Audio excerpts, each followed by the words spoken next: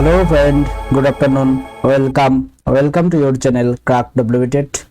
আমাদের জন্য নিয়ে এলাম টেট রিলেটেড আর একটি গুরুত্বপূর্ণ ইনফরমেটিভ একটি ভিডিও।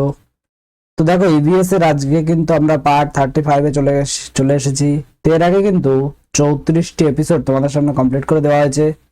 তো যারা ভিডিওগুলো দেখেছো তাদের অসংখ্য ধন্যবাদ। যারা দেখোনি তারা প্লেলিস্ট ভিজিট করে ভিডিওগুলোকে দেখে নিও, কারণ এগুলি কিন্তু টেট 2023 এ খুবই গুরুত্বপূর্ণ প্রশ্ন এবং সাজেস্টিভ প্রশ্ন তোমরা বলতে পারো, কারণ এগুলি কিন্তু খুবই গুরুত্বপূর্ণ প্রশ্নের মধ্যে পড়ে।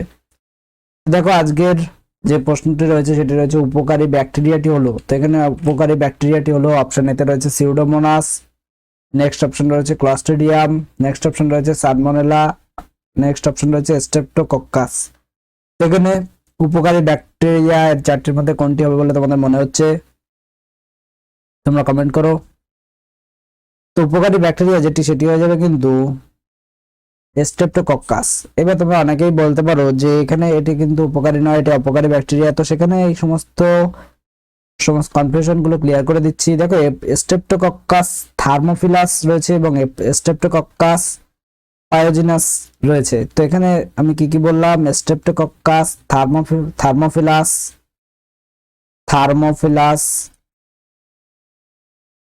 তো এইখানে যে স্ট্রেপ্টোকক্কাস থার্মোফিলাস এটি কিন্তু উপকারী ব্যাকটেরিয়া। তো এই ব্যাকটেরিয়া কি হয়, এই ব্যাকটেরিয়া যা দই এবং অন্যান্য গাজানোযুক্ত দুগ্ধজাত দ্রব্য উৎপাদনে ব্যবহৃত হয়। এই ব্যাকটেরিয়া ল্যাকটোজ এবং অন্যান্য শর্করাকে ভেঙে ফেলতে সাহায্য করতে পারে। সেই জন্য কিন্তু স্ট্রেপ্টোকক্কাস থার্মোফিলাস এটি উপকারী ব্যাকটেরিয়া, কারণ এটি কিন্তু ল্যাকটোজ বা অন্যান্য শর্করাকে ভেঙে ফেলতে সহযোগিতা করে।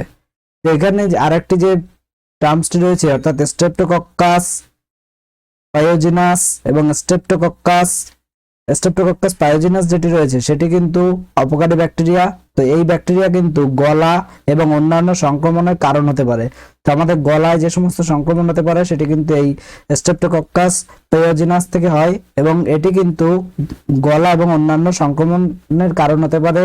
সাধারণত সংক্রমণ ব্যক্তি বা পৃষ্ঠের সাথে যোগাযোগের মাধ্যমে কিন্তু এই রোগ ছড়িয়ে পড়তে পারে। তাহলে যেমন করোনার সময় আমরা দেখেছি যে সাধারণত এই গলায় আক্রান্ত, গলায় এই সমস্ত যে সংক্রমণ রয়েছে সেই সংক্রমিত ব্যক্তির সাথে বা পৃষ্ঠের সাথে সংযোগ স্থাপন বা যোগাযোগের মাধ্যমে কিন্তু এই রোগ ট্রান্সফার হতে পারে অন্যের শরীরে।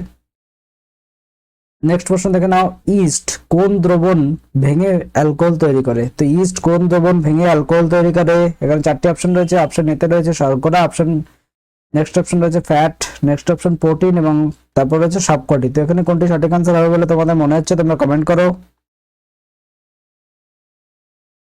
তো এখানে ইস্ট কোন দ্রবণ ভেঙে অ্যালকোহল তৈরি করে? তো ইস্ট কিন্তু শর্করা দ্রবণ ভেঙে অ্যালকোহল তৈরি করে। খুবই গুরুত্বপূর্ণ প্রশ্ন এগুলি কিন্তু তোমরা আপকামিং টেটে কিন্তু এর মধ্যে দিয়ে কোশ্চেন পেয়ে যেতে পারো। দেখে নাও নেক্সট প্রশ্ন, দুধ সংরক্ষণে গুরুত্বপূর্ণ পদ্ধতি হলো। তো এই দুধ সংরক্ষণে গুরুত্বপূর্ণ পদ্ধতি অপশন এতে রয়েছে ক্যানিং, সানড্রাইং, পাস্তুরাইজেশন, প্যাকেজিং। তো এর মধ্যে কোনটি হয়ে যাবে সঠিক আনসার বলে তোমাদের মনে হচ্ছে তোমরা কমেন্ট করো। কোশ্চেনটা আরেকবার তোমরা দেখে নাও, তোমরা যাতে নিজেরা অ্যান্সার করতে পারো সেই জন্য কিন্তু আমি একটু লেট করে অ্যান্সারটি বলি যাতে তোমরা অ্যান্সার করার সুযোগ পাও।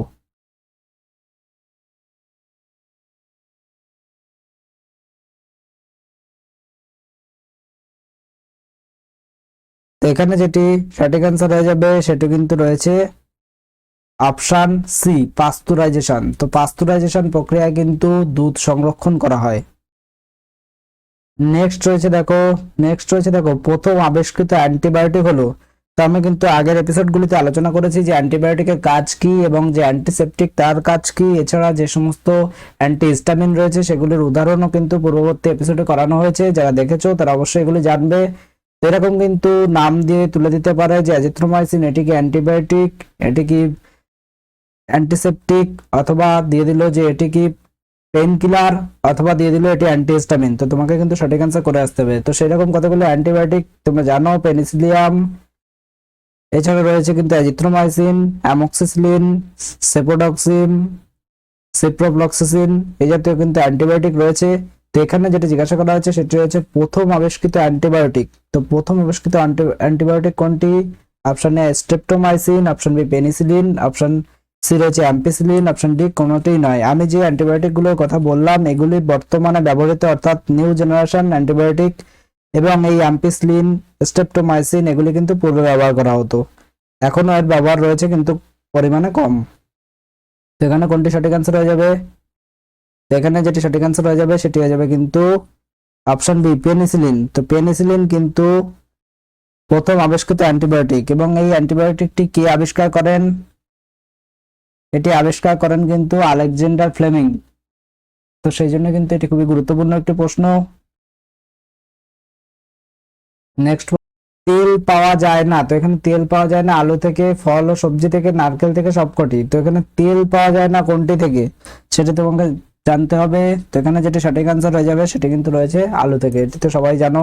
নেক্সট প্রশ্ন রয়েছে আদা একটি। তো এখানে আদা একটি কি কন্দ না তৈলবীজ, কোনটি হয়ে যাবে সঠিক আনসার?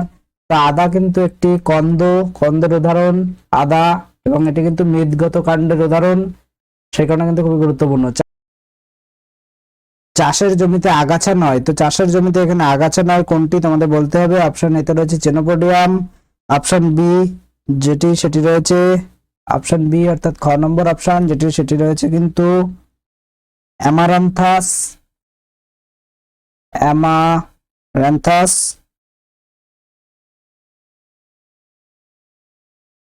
নেক্সট অপশন রয়েছে আমলা, এবং অপশন ডি রয়েছে ঘাস। এর মধ্যে কোনটি চাষের জমিতে আগাছা নয় তোমাদের বলতে হবে। তো এখানে যেটি সঠিক আনসার হয়ে যাবে সেটি কিন্তু রয়েছে আমলা। তো আমলা কিন্তু চাষের জমিতে আগাছা নয়। প্রশ্নটি কিন্তু এই তিনটে টার্মস যদি তোমাদের না জানা থাকে তাহলে কিন্তু তোমরা অ্যান্সার করতে পারবে না। নেক্সট রয়েছে দেখো রাসায়নিক কীটনাশক নয়। তো রাসায়নিক কীটনাশক নয় কোনটি? এখানে দেখো অপশন এতে DDT, malathion, option C BSC, option D pyrethrin. তো এখানে কোনটি সঠিক আনসার হবে বলে তোমাদের মনে হচ্ছে তোমরা কমেন্ট করো। এখানে রাসায়নিক কীটনাশক নয় যেটি সেটি হয়ে যাবে কিন্তু পাইরোথ্রিন, সেটি কিন্তু রাসায়নিক কীটনাশক নয়। নেক্সট প্রশ্ন দেখে নাও। এই ছিল আজকে কতগুলো গুরুত্বপূর্ণ প্রশ্ন। ভিডিওটি ভালো লাগলে একটি লাইক করে দিও, বন্ধুদের মাঝে শেয়ার করে দিও, এবং চ্যানেলে নতুন হলে চ্যানেলটিকে সাবস্ক্রাইব করে রাখো। Thank you.